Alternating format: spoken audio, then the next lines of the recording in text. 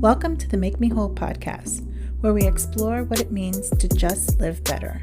I'm your host, Joset Rosado, a proud Latina and licensed therapist, bringing that unique perspective to the conversation. So whether you're looking to deepen your relationships, improve your mental health, or simply just find more joy, this is where you need to be.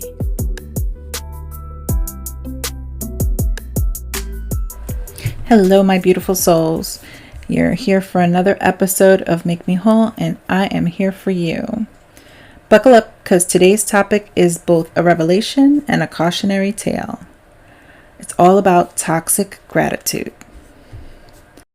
Of course, I owe a debt of inspiration to the incredible Mel Robbins for this episode. Her teachings opened my eyes, and I can't wait to share these nuggets of wisdom with you. Mel, if you're tuning in, you're a lighthouse in my stormy sea. As you may or may not know, gratitude is often glorified as a be-all and end-all. But what if I told you that it could have a dark side? A side that not only holds you back, but also manipulates those around you. And here's a humbling truth. I've walked both these dark alleys. So let's take a flashlight and see what we find. First up is using gratitude as a form of manipulation. I'm bearing my soul here, guys. I've done this with my own kids. Picture this.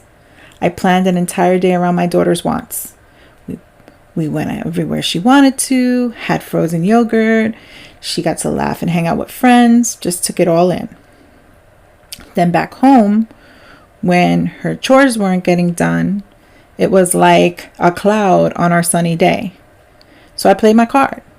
Hey, we just had a great day. Don't you think you can finish things up and help out a bit?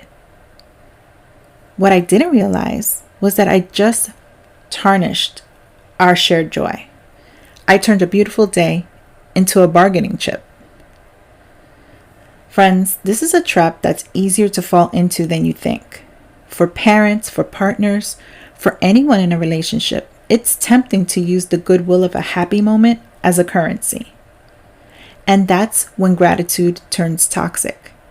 It becomes a transaction, not a gift. I've had to dig deep and ask myself, why did I feel the need to trade happiness for duty? The truth stung. It was about control and expectations. I traded spontaneous joy for mundane and simple because I felt that my act of giving entitled me to receive. That's not how love or gratitude works. That's manipulation in disguise.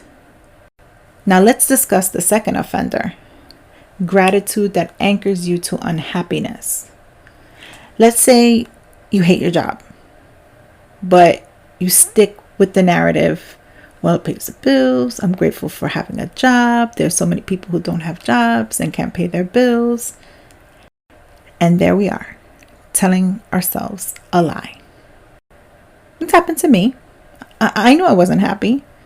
I knew that the job was draining my spirit. But each time I wanted to complain or dream bigger, I'd stop myself with the thought, but I have a steady income, insurance. I should be grateful. Now, don't misunderstand me. Gratitude for what sustains us is so important. But when it becomes an excuse for settling for less than we deserve, it's like praising the walls of a prison cell. There's a nuance here. You can be grateful for your paycheck while also acknowledging that you're capable of and deserve more. It's like being in a relationship that's lost its spark. You're grateful for the companionship, but you yearn for the passion. It's okay to want more, and it's okay to go after it. So I started rewriting my narrative. Instead of stopping at, I'm grateful for my paycheck, I extended it to, but I'm deserving of a job that is in tune with my passions, my talents, and brings me joy. When you rewrite your story this way, something magical happens. You free yourself from self-imposed limitations. You're no longer stuck between a rock and a hard place. You're sailing towards uncharted territories. And gratitude is like the wind in your sails. I took a bold step. and you won't believe the transformation. I was no longer glued to a job that didn't fulfill me. I searched, I struggled, but eventually I found work that resonated with my soul.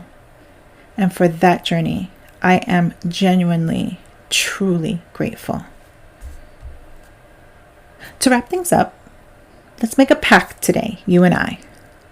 Let's promise to never misuse this beautiful virtue of gratitude. Let's not turn it into a tool of manipulation or a chain that binds us to unhappiness. Let's instead strive for gratitude that frees us, that enhances relationships, and lifts us to the life that we've always wanted. I've started this journey, and I'd be thrilled if you join me. As we part ways for now, I want to give another round of applause for Mel Robbins. Her work is a masterclass in how self-awareness can lead to self-improvement. Thank you so much for listening to our episode today.